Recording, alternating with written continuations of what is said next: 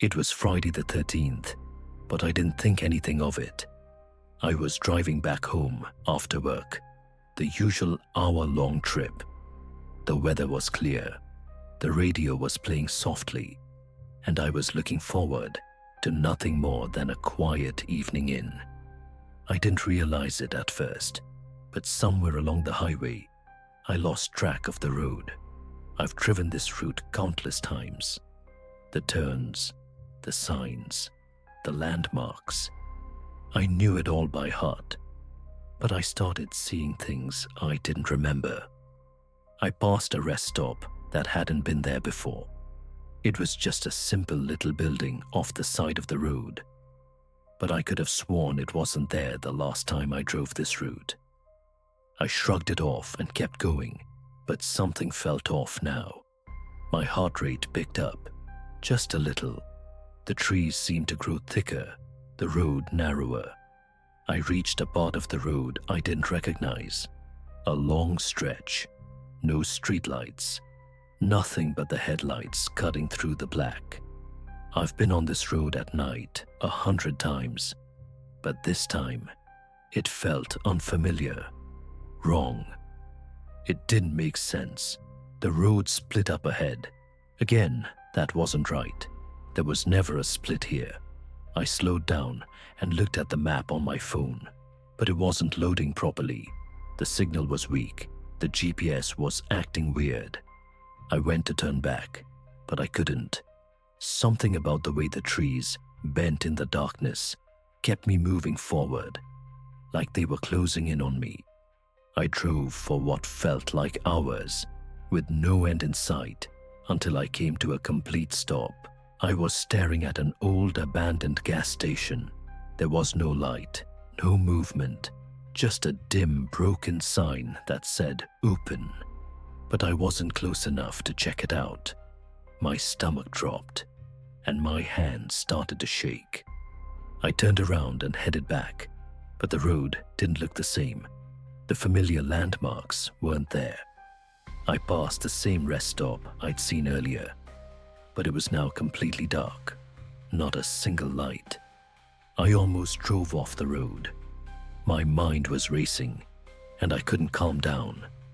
Eventually, I made it back home, shaken and exhausted, but the real horror came later. The next morning, I tried looking up that road on my phone, but there was nothing. No road, no rest stop, no gas station. The area didn't exist. The next time I drove, everything was back to normal, but the thought of that road and how it twisted in on itself still makes my stomach turn. It was Friday the 13th, the first one since my father passed away. I hadn't planned to do anything that day, but around the afternoon, I decided to drive out to his old house. I'd been putting off sorting through his things. The place had been sitting empty for months, and it was time to start packing. The road out there always feels longer than it should. The house is surrounded by woods on every side. No neighbors, no streetlights. Just that narrow gravel drive that disappears into trees. I used to love it when I was younger. Now, it just felt isolated. By the time I got there, the sky was already grey and heavy. The inside of the house still smelled faintly like him. That mix of wood stain and aftershave that never quite left the furniture. Everything was the way he had kept it. Mail piled by the door. Tools neatly lined on the shelf. The old wall clock still ticking. I went through his things slowly, not thinking too much, just sorting what I could. The house made all those little settling sounds that old places do. Creaks, faint clicks. And I kept telling myself it was nothing. I didn't notice the back door until the last box. It wasn't open exactly, just not closed all the way. The latch was set, but the door was sitting slightly ajar, like it hadn't caught right. It was swaying just enough for the frame to click every few seconds. I went over, shut it tight, locked it, and gave it a pull to make sure. Then I turned back to the counter and froze. The keys I'd left there when I came in were gone. My father's old house keys. The ones I always set in the same spot. Gone. Panic took over me. I checked the counters, the floor, the table, even the box I'd been packing. Nothing. My heart stopped. I told myself I must have moved them without thinking. Maybe I'd left them in my coat pocket. Maybe in the shed.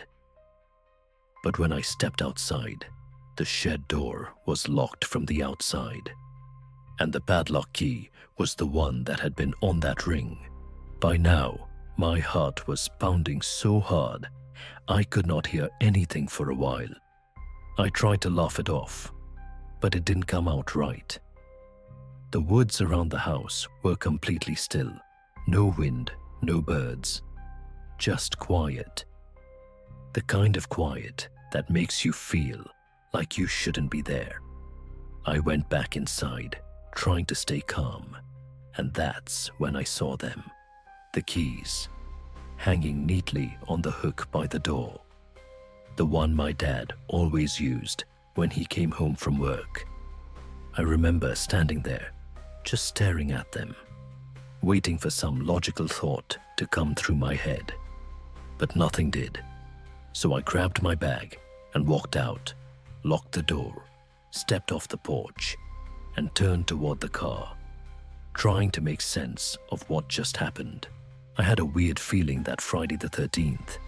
It was around 10 p.m., and I was sitting on the couch, scrolling through my phone. The house was quiet.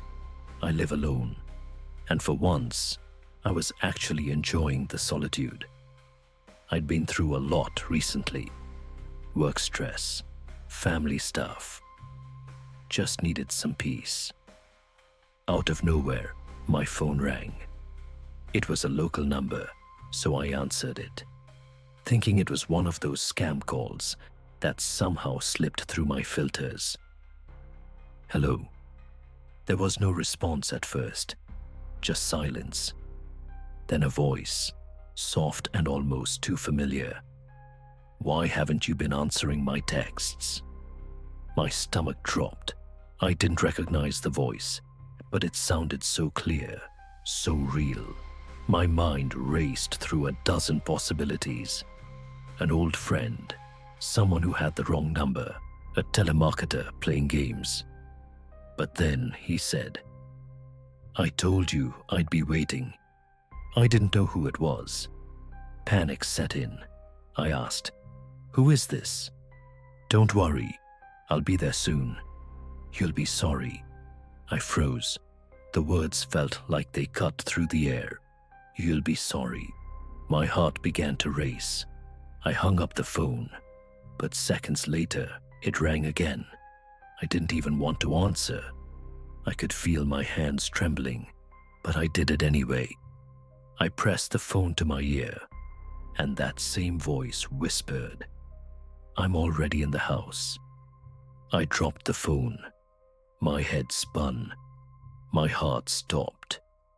I swear I could hear something moving in the hallway outside my room. I grabbed the nearest thing, a heavy lamp, and ran out of my apartment, bolting the door behind me. I didn't know if I was being followed or not, but I couldn't stay there. I called the police from the street, but when they arrived, everything seemed fine. No one was in the house, no signs of forced entry. The phone records just showed me calling the number, but there was no record of any call from the other side. They said it was probably a prank, but I still don't know who it was, or how they knew I was alone. That was Friday the 13th. Just another date on the calendar, until it isn't. Every year people say nothing ever really happens. Maybe that's true, or maybe most of us just don't stay around long enough to find out. Thanks for watching No Sleep Tonight. And if you enjoyed the video, don't forget to like, share, and subscribe. It truly helps this channel grow and keep these horrors coming. I'll see you in the next video. And until then, sleep well.